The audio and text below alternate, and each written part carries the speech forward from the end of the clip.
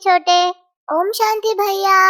हाँ छोटे, क्या आज का गीत सुना? कितना प्यारा गीत है कि दिल का सहारा टूट न जाए।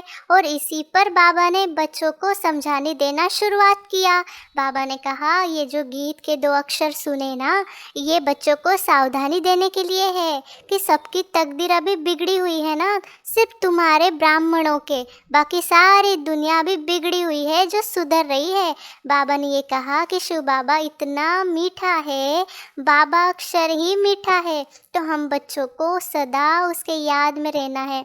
और यह तो बाबा बच्चा व बच्ची सभी को समान हक देता है, और हम सभी भगवान के बच्चे हैं तो ब्रदरहुड में रहते हैं ना, तो लड़ना झगड़ना तो बिल्कुल ही नहीं है हम बच्चों को।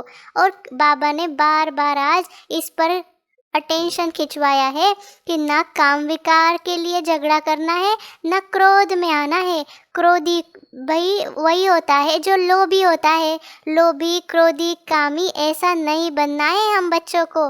विष छोड़कर अमृत ग्रहण करना है, समझे छोटे?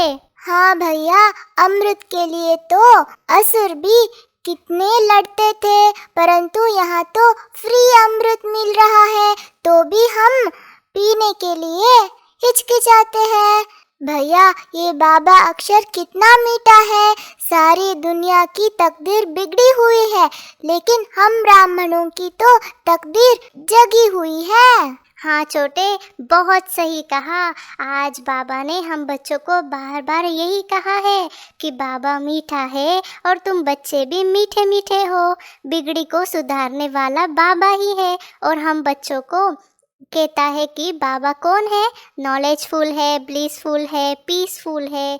जैसे बाबा ने कहा रावण ने ही तुम्हारी तकदीर को बिगाड़ दिया था और तुम इस खेल को हार चुके थे। बाबा अभी तुम बच्चों की तकदीर भी जगाता है और तुम्हें जीत भी दिलाता है। किस पर जीत दिलाता होगा छोटे, जरा बताओ तो।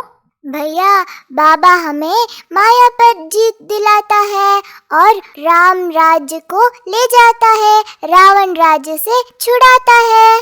भैया, रावण राज्य तो अभी चल रहा है।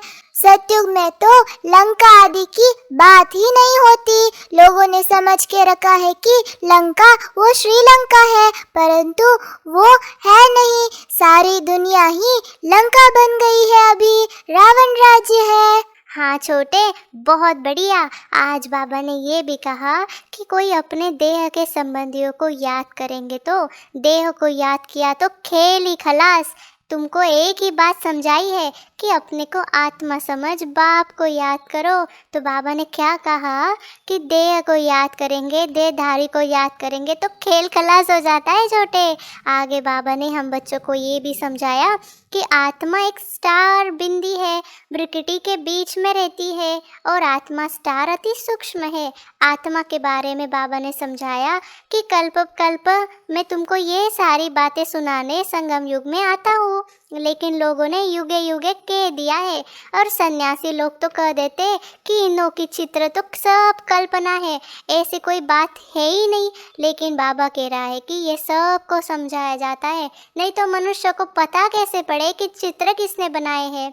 प्रदर्शनी तो बाबा ने सेवा की बात बताई कि प्रदर्शनी देश देशांतर में ढेर होती रहेगी। ये क्या है? ये भविष्यवाणी है। ऐसे सब भारतवासी बच्चों को ज्ञान मिल जाएगा। हाँ भैया, सन्यासी लोग तो कुछ भी समझते ही नहीं है। उन्होंने ही खुद बैठकर शास्त्रों में उल्टा पुल्टा लिख दिया है। उनको क्या पता ये सब चित्र स्वयं भगवान ने बनवाया है। भैया, आज बाबा हमें याद दिला रहा है कि हम आत्मा स्टार मिसल बिंदु है। हमको शरीर को देख के कोई बात नहीं करनी, सिर्फ आत्मा को ही देखना है। हाँ छोटे, आज बाबा ने ब्रह्मा बाबा के बारे में भी कहा कि त्रिमूर्ति के चित्र में जो ब्रह्मा का चित्र देखा ना लोगों ने, तो मनुष्य हाय हाय मचा देते हैं। कहते हैं इनको ब्रह्मा क्यों कहते हैं? ब्रह्मा तो सूक्ष्म वतनवासी देवता है, यहाँ कहाँ से आया? एक पेपर में ऐसा भी छपा था कि यह दादा तो नामी ग्रामी था, अखबारों में आया था।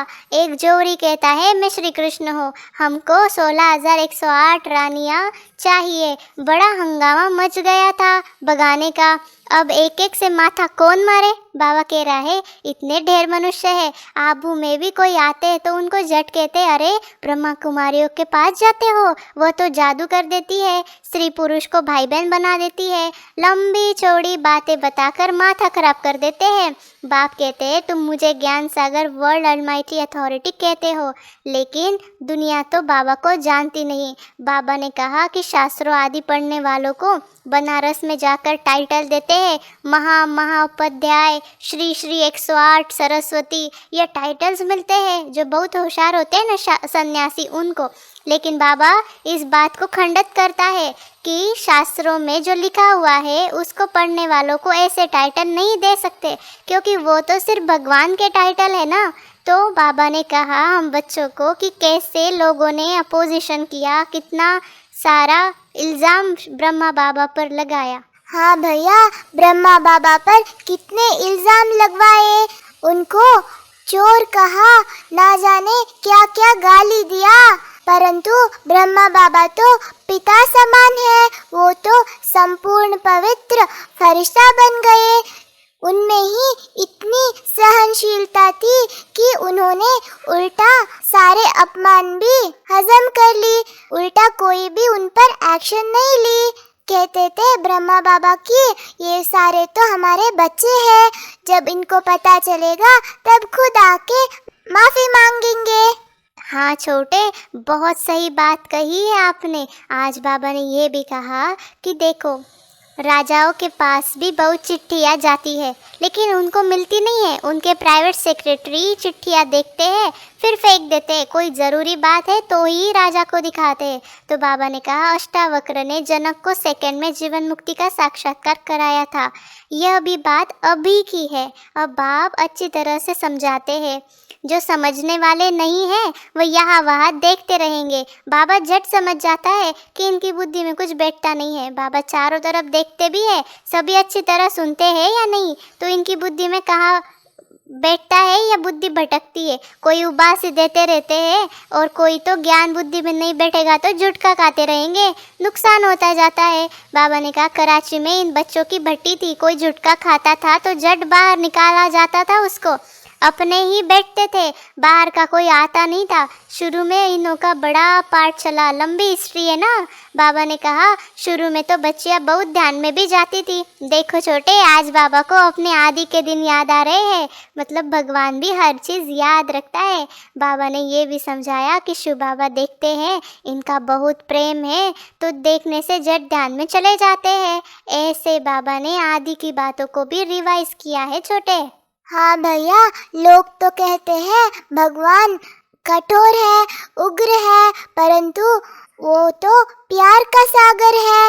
वो आदि रत्नों को कितना याद कर रहा है, क्योंकि वो आदि रत्न बाबा से भी बहुत प्यार करते थे, इसीलिए बाबा आज उनको याद कर रहे हैं। हाँ छोटे, बहुत अच्छी बात बताई है। आज बाबा ने हम बच्चों को वरदान दिया कि सदा साथीपन की स्मृति।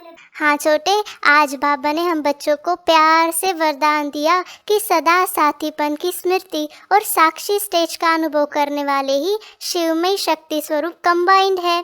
स्लोगन में हम बच्चों को कहा कि निर्विघ्न और एकरस स्थिति का अनुभव करने के लिए एकाग्रता का अभ्यास करो। अच्छा, ओम शांति।